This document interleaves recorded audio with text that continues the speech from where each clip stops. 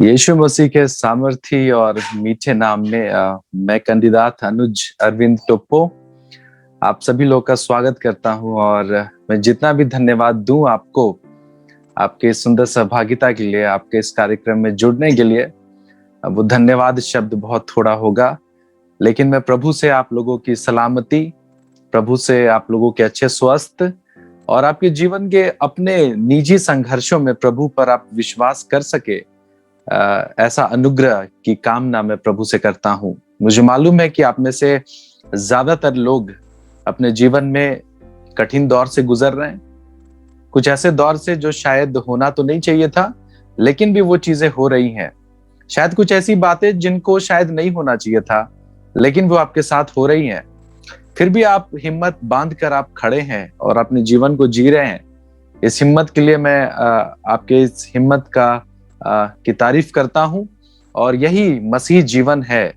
मसीह जीवन सुख दुख इन दोनों चीजों का एक अच्छा तालमेल है। और एक अच्छा मसीह वही है जो इन दोनों चीजों को बहुत अच्छी तरीके से समझे, वो सुख को भी समझे, दुख को भी समझे, और इन दोनों के बीच में एक तालमेल बनाकर वो जिंदगी में प्रभु यीशु मसीह को प्राथमिकता देते हुए वो आगे बढ़ सके। आज की शाम जितने भी पश्चिमी डिंडरी युवा संघ के अधिकारी इस कार्यक्रम में जुड़े हैं, चाहे वो बतौर अध्यक्ष हो, चाहे वो डायसिस युवा संघ के क्षेत्रीय सचिव हो, चाहे वो प्रभु के सेवक हो और जितने भी पुरोहित हो, और हमारे चर्च के अधिकारी, लेमन, और जो भी आप मंडली में जिस भी प्रकार की जवाबदेही में आप हैं, आप सभी लोगों का मैं यीशु मसीह के नाम में स्वागत करता हूं। और आज की शाम ये जिम्मेदारी समझता हूं कि प्रभु के वचन से आप लोगों को कुछ अच्छी बातें सिखा सकूं, कुछ अच्छी बातों को बता सकूं, और प्रभु इसमें आप ही मेरी मदद करेंगे, ये मेरी कामना है। आप में से बहुत सारे लोगों को मैंने पहले भी देखा है, मैंने कई एक सारे लोगों को पहले भी आप लोगों से मैं मिला हूं, और एक बार फिर से मोबाइल में आप लोगों को देखना मिलना, ये भी मेरे लिए एक बहुत सुखद अनुभव है। और मैं इस बात के लिए प्रभु का धन्यवाद देता हूँ। रांची से भाई इमानुएल मिंज बाबा जुड़े हैं। बाबा, मैं आपका भी यीशु मसीह के नाम में स्वागत करता हूँ। हम लोग मिल चुके हैं कई बार, और आज इस कार्यक्रम में आपको देखना ये मेरे लिए बहुत खुशी की बात है। आप में से बहुत सारे लोगों को हम लोग व्यक्तिगत तौर पे मिलना चाहते हैं। हम हर सप्ताह हमेशा मैं और मिशनरी आमोस टोप्पो हम निरंतर आप लोगों के लिए प्रार्थना कर रहे हैं कि आप भी जीवन के संघर्षों में बहुत विश्वास के साथ, आप आनंद के साथ आप खड़े रहें, और परमेश्वर इसमें आप लोगों की मदद करे। आज की शाम, इससे पहले कि मैं शुरू करूं, मैं विशेष आभारी हूं तोलमा पेरिस के सुरंगपाली मंडली के भाई बहनों के लिए, और खासकर दीपशिखा बहन के लिए, और आराध्या और आलिया के लिए भी, कि वो लोग इतना सुंदर गीत गाकर इतना सुंदर शुरुआत इस कार्यक्रम को दिए हैं। मैं बहुत धन्यवाद करता हूँ सुरंगपानी आप सभी लोगों का। इस कार्यक्रम को टेक्निकल सपोर्ट देने के लिए बहन ईला और बहन पूनम और बहन दीपशिखा, आपका भी बहुत धन्यवाद है। आज की शाम एक बहुत विशेष बात को लेकर मैं आप लोगों के साथ हूं, और मैं बहुत उत्साहित हूं, और इसलिए भी उत्साहित हूं क्योंकि ये विषय की जरूरत एक बहुत लंबे समय से इस प्रकार के कार्यक्रम में रही है, जहां पर लोग भारत के कई एक अलग अलग हिस्सों से जुड़ते हैं। इस प्रकार के कार्यक्रम में बहुत जरूरी हो जाता है कि हम इस प्रकार के मुद्दों पे बात करें, जहां पे शायद एक खुले तौर पे चर्चा परिचर्चा नहीं होती। और मैं ऐसा जरूरी समझता हूं कि इस विषय पे, जिस विषय को मैं आज लेकर आया हूं, इस विषय पे चर्चा होनी चाहिए। और काश ये मौका बन पाता कि हम लोग आपस में मिल पाते, और मिल के हम लोग काश इस मुद्दे पे, इस विषय पे हम लोग बात कर पाते। और वो बात है आत्मिक अंधापन। इंग्लिश में कहते हैं स्पिरिचुअल ब्लाइंडनेस। आज की शाम बहुत धैर्य के साथ आप इस संदेश को सुने। आप जहां से भी हैं, आप चाहे पुणे से हैं, आप विशाखापट्टनम से हैं, आप दिल्ली से हैं, चाहे आप श्रीनगर से हैं, आप मध्य प्रदेश, छत्तीसगढ़, असम, भरनोबाड़ी, या फिर आप रांची से हैं, आप जहां से भी हैं, मैं आपसे आग्रह करता हूं कि आप थोड़ी देर आप बहुत ध्यान के साथ, मोबाइल के साथ आप परमेश्वर के वचन को को आदर दें और इस विश्वास के साथ बैठे कि आज की शाम प्रभु आपसे कुछ खास बात करना चाहता है। और यही खास बात है परमेश्वर के वचन की कि वो जब भी पढ़ी जाती है, वो जब भी सुनी जाती है, वो बिना असर किए, वो बिना प्रभाव डाले, वो कभी भी अधूरी लौट कर नहीं जाती। आज की शाम प्रभु के सेवक होने के नाते मैं ये जिम्मेदारी समझता हूं कि आप सभी के जीवन में जो वचन की जरूरत है और जिस प्रकार के प्रकाशन की आवश्यकता आपके आत्मिक जीवन को है, शायद उसमें आज का ये विषय आत्मिक अंधापन एक नई दिशा में आपके आत्मिक जीवन को ले जा सकता है और लेकर जाएगा, ये मेरी प्रार्थना है। Spiritual blindness. और मैं चाहता हूं कि आप भी मेरे साथ बाइबल निकाल लें और आज जो वचन मैं आप लोगों के साथ पढ़ने जा रहा हूं वो हमें मिलेगा प्रकाशित वाक्य उसका 3रा अध्याय। प्रकाशित वाक्य उसका 3रा अध्याय। और आज परमेश्वर का वचन लौदीकिया की कलीसिया से कुछ कहता है। और लौदीकिया की कलीसिया की खास बात यह है कि ये शायद मेरे और आपकी कलीसिया के बारे में भी है।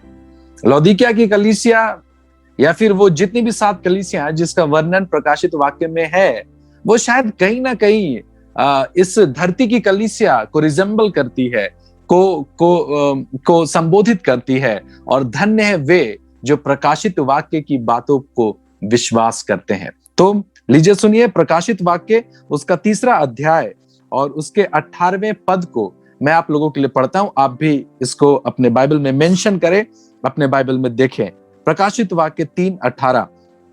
इसलिए मैं तुझे सम्मति देता हूं कि आग में ताया हुआ सोना मुझसे मोल ले कि तू धनी हो जाए, और श्वेत वस्त्र ले ले कि पहनकर तुझे अपने नंगेपन की लज्जा ना हो, और अपनी आंखों में लगाने के लिए सुरमा ले ले कि तू देखने लगे। हो सकता है कि ये बातें आपको थोड़ी कठिन लगी हो, लेकिन मैं आपको थोड़ा सा इसका एक परिचय दे देता हूं। लौदीकिया की कलीसिया ये प्रथम शताब्दी की कलीसिया जो कि बहुत तेजी से मसीह यीशु में और उसकी शिक्षाओं में बढ़ रही थी। एक मजबूत कलीसिया, एक बहुत परिपक्व कलीसिया, अपने आप में बहुत सुदृढ़ और बहुत जोश के साथ शुरू होने वाली कलीसिया लौदीकिया की कलीसिया। लेकिन धीरे धीरे इसमें कुछ गड़बड़ियां आने लगी, लोग शिथिल होने लगे। और उसके बाद फिर प्रकाशित वाक्य उसके 3 में लिखा है कि ये वैसी कलीसिया थी जो नंगी है, जो कंगाल है और जो अंधी है। नंगी भी कह रहा है, कंगाल भी कह रहा है और अंधी भी कह रहा है। आज प्रकाशित वाक्य 3:18 में ढेर सारी बातें हैं, लेकिन आज मैं उस अंधेपन की बात करूंगा जिसे परमेश्वर ने मेंशन किया है। एक खास बात आपको बताऊं, मेरी ओर ध्यान दीजिए। खास बात यह है कि हम अपने व्यक्तिगत जीवन और अपने व्यक्तिगत आत्मिक जीवन के बारे में चाहे हम जितना भी संतुष्ट रह ले, हम अपने आराधना से, अपने व्यक्तिगत उपासना से, हम अपने विश्वास से, हम अपने व्यवहार से, हम अपनी बोली से, हम अपने क्रियाकलापों से, हम चाहे जितना भी हम संतुष्ट हो ले, लेकिन प्रकाशित वाक्य की खास बात यह है कि यह हमारे मसीही जीवन को एक आईना दिखाती है। और धन्य है वे जो प्रकाशित वाक्य की बातों पर विश्वास करते हैं। मुझे नहीं मालूम कि किस तरीके से, लेकिन यदि आप अपने जीवन को, अपने मसीह जीवन को अगर आप आंकना चाहते हैं, यदि आप अपने आत्मिक जीवन को यदि आप परमेश्वर के दृष्टिकोण में यदि आकलन करना चाहते हैं, तो प्रकाशित वाक्य वो सारी चीजों से समाहित है। प्रकाशित वाक्य की बातें वो एक आईना है जिसमें मैं और आप अपने आत्मिक जीवन को देख सकते हैं। इस अंधेपन की बात आज मैं करना चाहता हूं और वो है आत्मिक अंधापन। और इस आत्मिक अंधेपन को समझने के लिए आज कुछ एक उदाहरण मैं शारीरिक अंधेपन से लेकर मैं इस आत्मिक अंधेपन को आप लोगों को सिखलाना चाहता हूं। और इस सीखने सिखाने की कड़ी में परमेश्वर आप लोगों की और मेरी भी मदद करेगा। आत्मिक अंधेपन को समझने के लिए हमें समझना होगा, और शारीरिक अंधेपन से आज इसकी तुलना करना चाहता हूं। 2 प्रकार का अंधापन होता है, 2 प्रकार का ब्लाइंडनेस अंधापन होता है।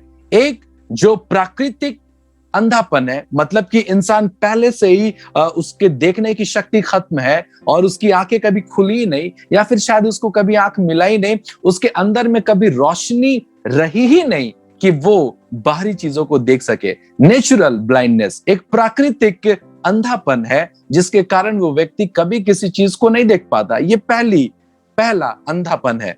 और दूसरा है कि वो कुछ एक कारणों से, बाहरी कारणों से, बाहरी कुछ एक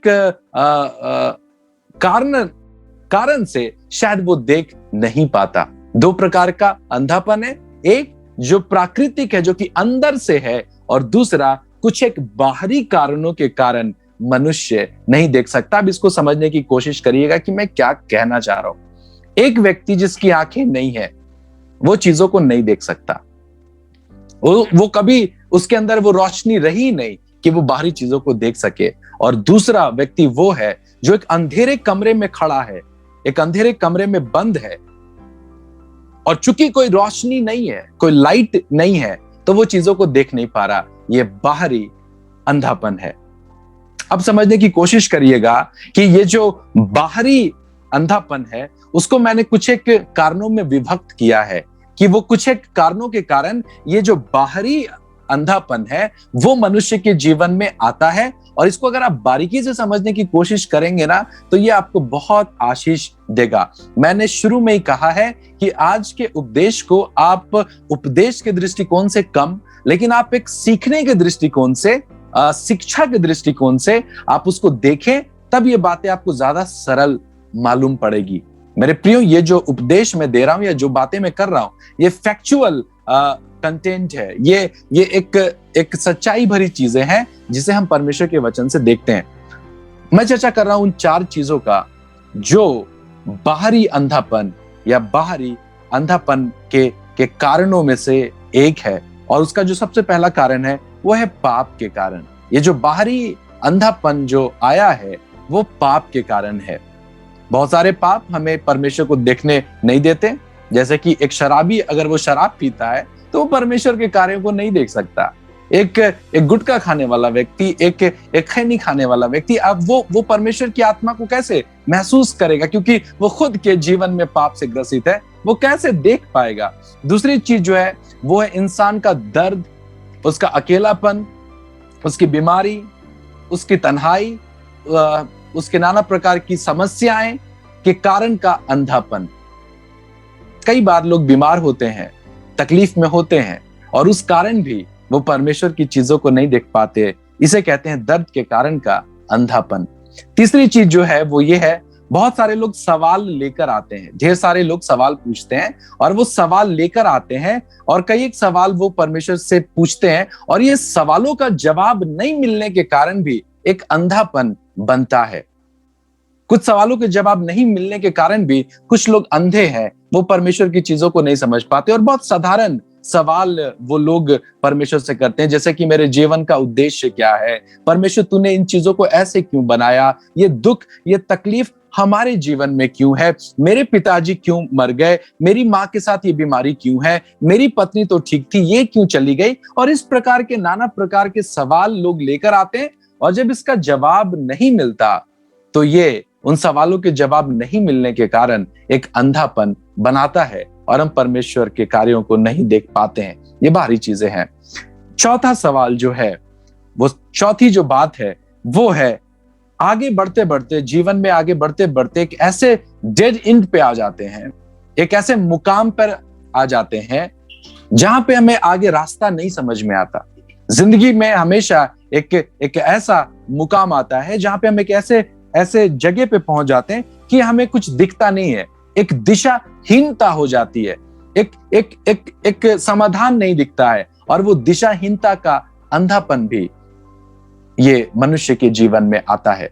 वो समझ नहीं पाता कौन सा सही निर्णय है, कौन सा गलत है, क्या सही करना उचित होगा, क्या गलत करना, और इस प्रकार से एक दिशाहीनता का अंधापन भी आता है। ये चारों चीजें बाहरी अंधेपन को दर्शाती है। और सबसे अच्छी बात यह है कि इन चीजों का समाधान वचन में हमें मिलता है। जैसे कि जो पाप के कारण जो अंधापन था, उसका जो समाधान है वो ये कि यीशु मसीह आ गया, और जब हमने यीशु मसीह को जान लिया तो वो हमारे पापों के कारण मरा, और वो जो कोई उस पर विश्वास करेगा वो ज्योति को पाएगा। दूसरी चीज जो था, जो दर्द के कारण, जो तकलीफ के कारण, जो अंधापन है, उसके लिए ये कि परमेश्वर ने कहा कि जीवन की ज्योति तुम हो, तुम इस संसार के नमक हो, ज्योति हो तुम।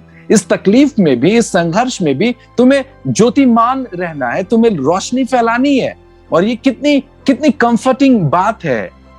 और ये हमारे उस बाहरी दर्द के कारण के अंधेपन को दूर करता है। तीसरा जो था, जो सवाल लोग लेकर आते हैं और उसका जवाब नहीं मिलता है, तो वो प्रकार के अंधेपन जो है, उसमें क्या है कि जब हम वचन पढ़ते हैं तो Christ himself is the answer of all questions. Yeshu Masih सारे सवाल का जवाब है।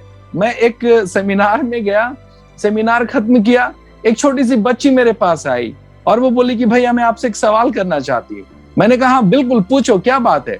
एक शायद 5-6 साल की बच्ची वो आई मेरे पास और कहने लगी कि भैया यीशु मसीह का टाइटल क्या था, यीशु मसीह का सरनेम क्या था। टोप्पो था, कुजूर था, एक का था, क्या था उसका टाइटल। अब वो 5-6 साल की बच्ची को मैं क्या जवाब देता।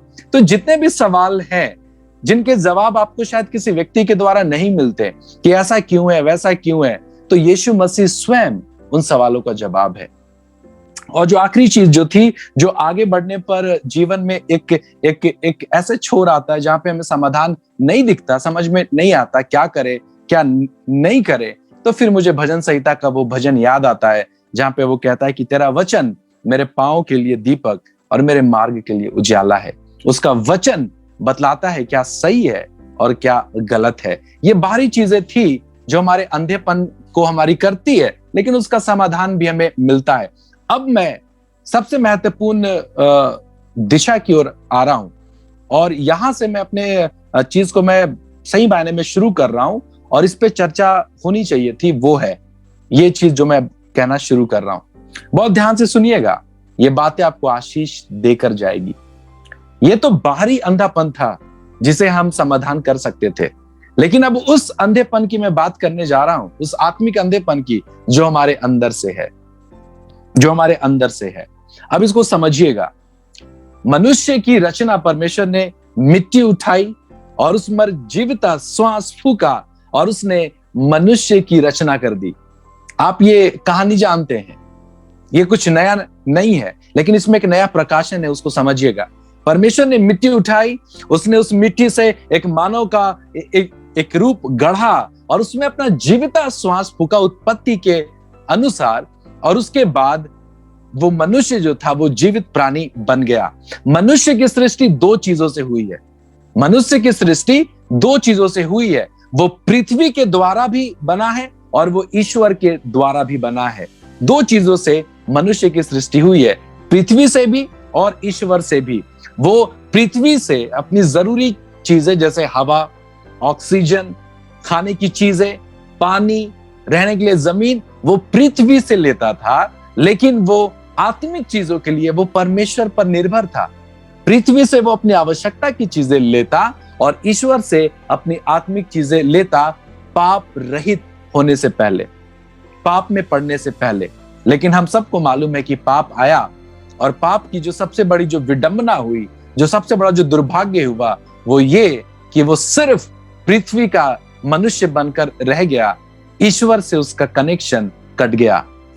वो जो आत्मिक कनेक्शन था परमेश्वर के साथ वो कट गया। इसलिए अब हर एक व्यक्ति जन्म के साथ ही पाप में है। हर एक व्यक्ति अपने जन्मते के साथ ओरिजिनली वो अंधा है। एक आत्मिक अंधापन इंसान के जन्मते उसके साथ है, इसलिए पवित्र आत्मा की आवश्यकता है। दुर्भाग्य की बात वो है जो इंसान इस बात को स्वीकार नहीं करता कि वो अंधा है ही नहीं। दुर्भाग्य इस बात के लिए है कि वो इंसान इस बात को समझता ही नहीं कि वो अंधा है ही नहीं। लेकिन वचन के आधार पे हम सब लोग आत्मिक तौर पे मर चुके हैं।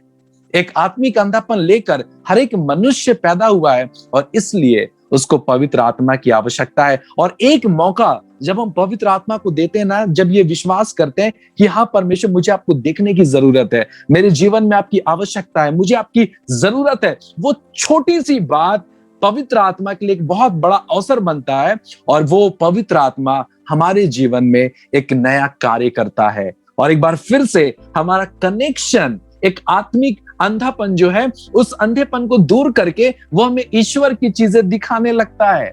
वाह, कितना अद्भुत है। वो पवित्र आत्मा की आवश्यकता हम सभी लोगों को है। एक दुर्भाग्य की बात यह है कि धीरे धीरे ये जो पवित्र आत्मा के द्वारा जो अंधापन हमारा खुल जाता, हम चीजों को देखने लगते हैं, लेकिन समय के साथ साथ धीरे धीरे वो चीजें धुंधली होनी शुरू होती है। शुरू में परमेश्वर को ग्रहण किया, शुरू में परमेश्वर को जाना, उसके वचन में ये था, और उसके बाद फिर धीरे धीरे धीरे धीरे धीरे धीरे यदि उसका ख्याल नहीं रखा गया तो वो आत्मिक अंधापन जो है, वो आत्मिक दृष्टिकोण जो है, वो धीरे धीरे धुंधला होने लगता है। और यही चीज हुआ है लौदीकिया की कलीसिया के साथ। वो शुरू में जोशीली थी, वो शुरू में बहुत प्रभु के लिए आत्मिक भूखे थे, लगन से थे, लेकिन मालूम बाइबल में क्या लिखा है लौदीकिया के लिए कि एक ऐसी कलीसिया है जो ना गर्म है और ना ठंडी है, गुनगुनी है, मैं उसको अपने मुंह से उगल देने पे हूं। Why? Because there is no one who kept the church excited। यहां पे कोई नहीं है जो चर्च को उत्साहित रख सकता था। हर एक जन शिथिल पड़ते चले गए। एक आत्मिक अंधापन आने लगा, आने लगा, आने लगा, और किसी ने उसके बारे में विचार नहीं किया।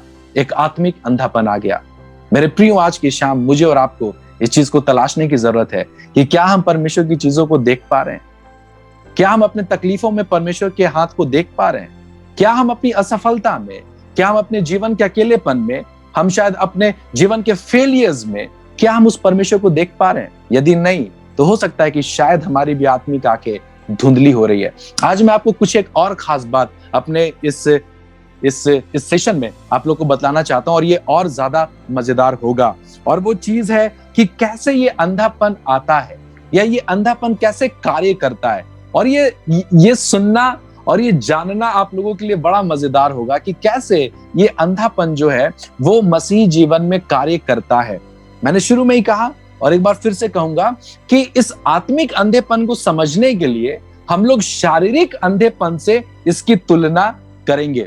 मैं कुछ एक आपको शारीरिक अंधेपन की मिसाल दूंगा और उससे आत्मिक अंधेपन को जोड़ूंगा, और ये जानना आपके लिए बड़ा मजेदार होगा। मुस्कान मेरी तरफ देखें, बहुत धन्यवाद।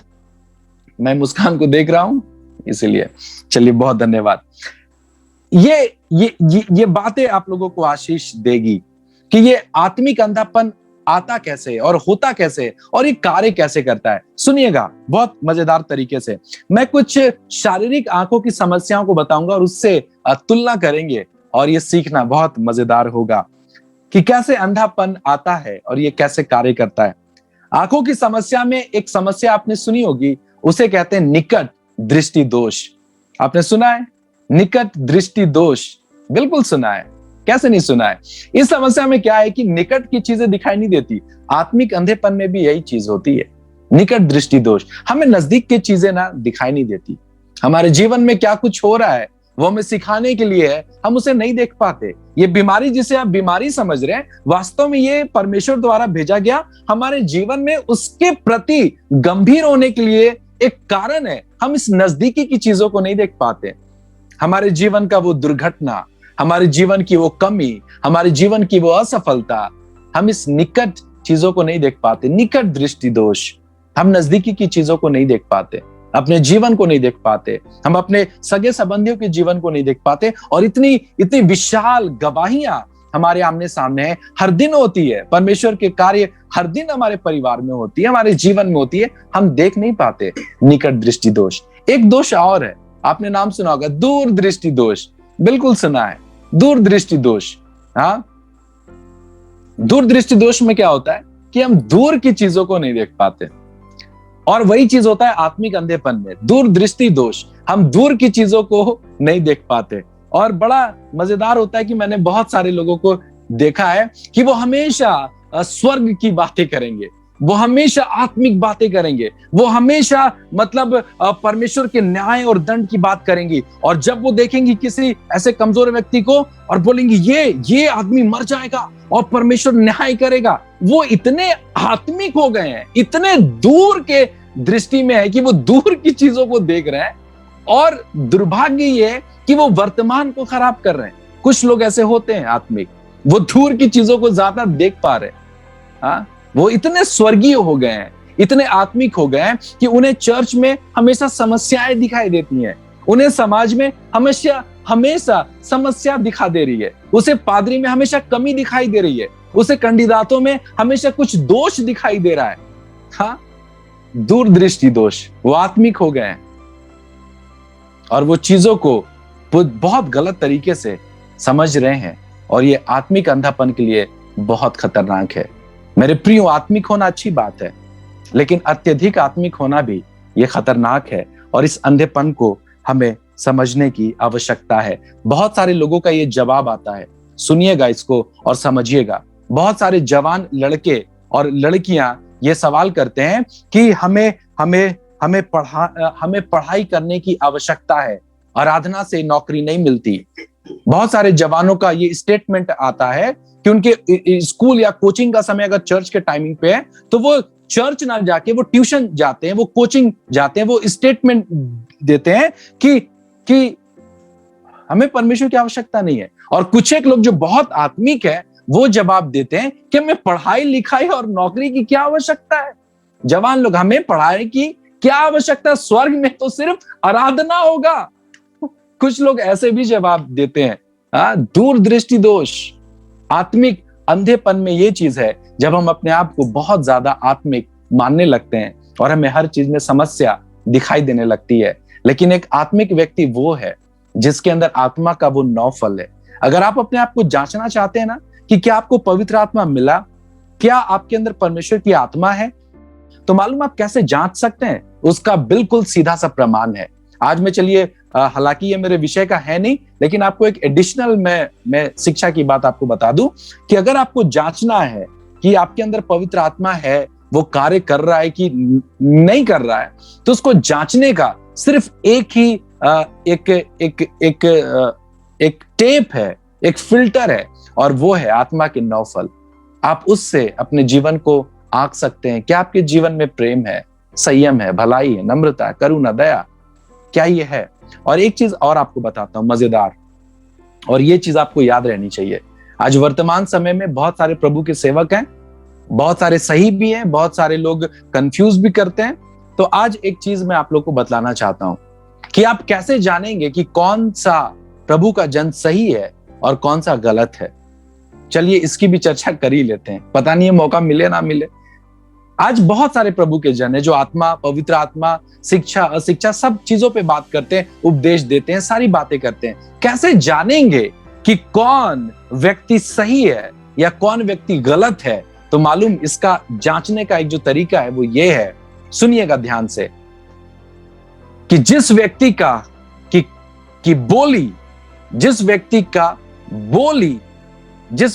कथन और जिस व्यक्ति का विचार और उसकी बोली और उसकी करनी मेल खाए, वही व्यक्ति सही है।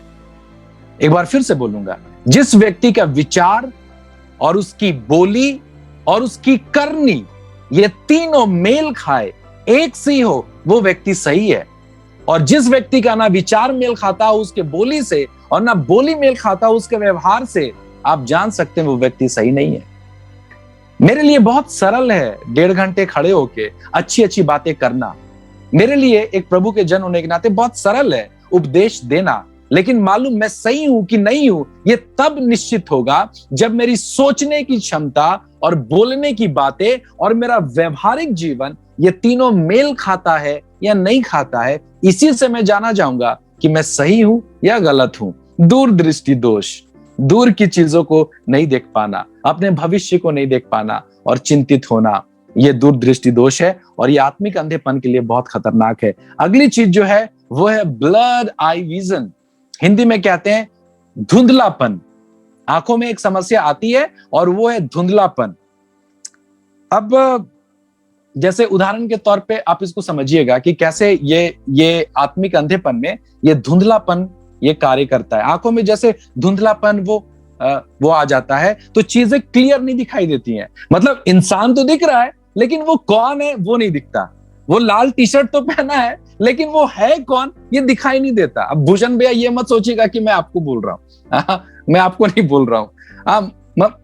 मतलब कहने की बात है कि कोई दिख रहा है ऐसा धुंधला, लेकिन पता नहीं चल रहा है कि वो कौन है। जैसे कि मैंने किसी के बारे में कुछ कहा, अब ये जो दूसरा व्यक्ति है, उस व्यक्ति के बारे में वो अपने से विचार बना लेता है, वो अपने से उस इंसान के बारे में सोचकर मसाला वसाला लगा के वो कुछ और ही बात का बतंगड़ कर दे रहा है। Blood eye vision, धुंधलापन। मैं कुछ और कह रहा हूं, वो सुन कुछ और रहा है, और उसकी प्रतिक्रिया वो कुछ और कर रहा है, वो मसाला लगा दे रहा है बातों में। मैंने कहा कि वो ऐसा है, और वो व्यक्ति से वो बातें कुछ और हो जाती हैं। ये ब्लड आई विजन। सर शेर का है, पोछी शेर का है, लेकिन बीच में शरीर गधे का है। ब्लड आई विजन, धुंधलापन, और ये आत्मिक जीवन के लिए बहुत खतरनाक है। एक और समस्या की चर्चा जल्दी से करूंगा, और फिर हमारे पास समय होगा कि हम लोग प्रार्थना में जाएंगे। एक और समस्या होती है आमतौर पे, और उसे कहते हैं कॉन्ट्रैक्टेड आई साइट, मतलब आंखों पर पर्दा आ जाना, आंखों पे कुछ झिल्ली आ जाना, आंखों में कोई समस्या बाहरी तौर पे आ जाना, और उसके कारण हम लोग देख नहीं पाते। और आत्मिक जीवन में भी कई एक मसीहियों की आंखों में ये अंधापन आता है कि कुछ पर्दा उनकी आंखों के सामने आ जाता है, कुछ दिक्कत उनके सामने में आ जाती है। परमेश्वर की सेवा करना तो चाहती है, लेकिन समस्या उसका पति है। वो परमेश्वर के लिए बहुत कुछ करना चाहती है, मीटिंग जाना चाहती है, चर्च के लिए करना चाहती है, लेकिन उसके पति को ये पसंद नहीं है, पर्दा आ गया है। वो मेहनत तो करना चाहता है, वो परमेश्वर के लिए करना चाहता है, लेकिन नौकरी एक बहुत बड़ी बाधा हो गई है, एक पर्दा आ गया है। वो परमेश्वर के लिए करना तो चाहता है, वो गिरजा जाना चाहता है, समाज जाना चाहता है, लेकिन पढ़ाई भी जरूरी है, और ये पर्दा आ जाता है। मेरे प्रियो, यदि ऐसी अवरोधे आपके मसीह जीवन में आ रही हैं, तो ये आपके आत्मिक जीवन के लिए अच्छा नहीं है। आपको उसको हटाने की आवश्यकता है। यदि आपके जीवन में, आपके सगे संबंधियों के जीवन में यदि कोई चीजें उनको परमेश्वर की सेवा से और परमेश्वर की महिमा करने से रोक रही है, तो हमें उस पर्दे को हटाना है, ताकि हम स्पष्ट आंखों से परमेश्वर को देख सके, उसकी महिमा कर सके। आखिरी चीज की मैं चर्चा करूंगा और खत्म करूंगा, और वो आखिरी चीजें हैं आंखों का डैमेज हो जाना, आंखों का डैमेज होना। कोई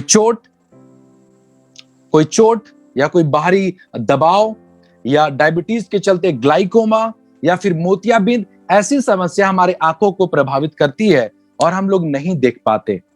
ये बाहरी चीजें हैं, ग्लाइकोमा, मोतियाबिंद, चोट, डैमेज, ये हमारी आंखों को खराब करता है। आत्मिक जीवन में भी कुछ चीजें हैं जो हमारे दृष्टि को अंधा बनाती है, और वो है परमेश्वर के प्रति कड़वाहट। परमेश्वर के प्रति कड़वाहट। शुरू में बहुत जोश था परमेश्वर के लिए, लेकिन किसी की बात दिल पे लगी और अब चर्च जाने का मन नहीं करता। शुरू में बहुत कुछ करना था, लेकिन किसी की बात खराब लग गई, किसी ने हौसला अफजाई नहीं की, किसी ने सराहा नहीं, किसी ने हौसला नहीं बढ़ाया, किसी ने तारीफ नहीं करी, ओ हो, दिल छोटा हो गया है, अब मन नहीं करता। ये चोट है, और जिसके कारण ये हमारे आत्मिक दृष्टिकोण के लिए बहुत खतरनाक है। मेरे प्रियो, मुझे नहीं मालूम कि कौन सी बात आप लेकर बैठे, चर्च में किसकी बात आपको बुरी लग गई है। मुझे नहीं मालूम कि कौन सी बात के कारण अब आप पहले जैसा जोश नहीं रहा। मेरे प्रियो, आपको याद दिला दूं, लौदीकिया के लिए परमेश्वर ने कहा एक ऐसी कलीसिया है जो ना गर्म है ना ठंडी है, गुनगुनी सी है, मैं उसके अपने मुंह से उगल देने पे हूं। मेरी और आपकी दशा क्या है? क्या हम गर्म हैं या ठंडे हैं या गुनगुने हैं? क्या किसी चोट के कारण हम भी शिथिल पड़े हैं? क्या किसी के कुछ कारणों के कारण हम भी सुस्त पड़े हैं? मेरे प्रियो, आज की शाम आइए इस आत्मिक अंधेपन को दूर करें, इन सारी समस्याओं को दूर करें, हर वो रोकने वाली चीजों को दूर करें, ताकि हम उस परमेश्वर को देख सकें, उस परमेश्वर के साथ रह सके, उस परमेश्वर के कार्यों को हर दिन अपने जीवन में देख सके। तकलीफें होंगी, आंसू बहेगा, लेकिन यदि आपकी आंखें साफ हैं, तो आप हमेशा परमेश्वर को देख पाएंगे। मेरे प्रियो, ढेर सारी बातें हैं, लेकिन यहां पर मैं रुकना चाहता हूं।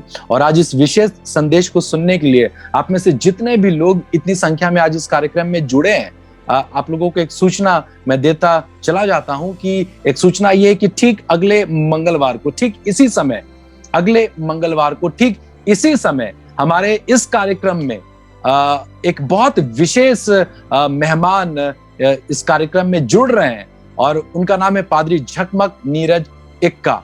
और वो अमेरिका से सीधा ऑनलाइन इस कार्यक्रम में हमारे साथ जुड़ेंगे। तो आप सभी लोगों से रिक्वेस्ट करता हूं कि अगले मंगलवार को ठीक 6:45 बजे आपका फिर से इस कार्यक्रम में स्वागत रहेगा।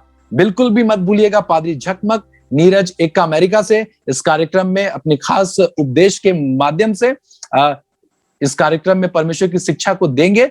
अगले मंगलवार भी आप सभी लोगों का स्वागत रहेगा। मैं एक बार फिर से आप सभी लोगों से आग्रह करता हूं, इस कार्यक्रम के अंतिम समय तक आप इस कार्यक्रम में बने रहें। यह कार्यक्रम उपदेश का नहीं, लेकिन यह कार्यक्रम प्रार्थना का है, और प्रार्थना के महत्व पे हम लोग जोर दे, इसलिए इस प्रकार के कार्यक्रम का आयोजन किया गया है। और इस कार्यक्रम की खास बात आपको बता दें कि बहुत सारे लोग इस कार्यक्रम को, जो घर में बीमार है या तकलीफ है या अशांति है, इस कार्यक्रम को ऑन करके वो स्पीकर में रखकर अपने घर में रख देते हैं और वो जुड़ जाते हैं। और मालूम, इस कार्यक्रम की आवाज के कारण बहुत सारे लोगों के घर में बहुत सारा परिवर्तन आ रहा है। ये गवाही है परमेश्वर की जो हम देना चाहते हैं। मैं आपसे आग्रह करूंगा कि आप बिल्कुल आखिरी समय तक इस कार्यक्रम में बने रहें। अब यह समय होगा कि विशेष प्रार्थना और चंगाई प्रार्थना की अगुवाई मिशनरी पादरी आमोस टोप्पो करेंगे। और बिल्कुल सीखने के इस क्रम में हमारे साथ बने रहने के लिए आप सभी लोगों का मैं दिल से आभारी हूं।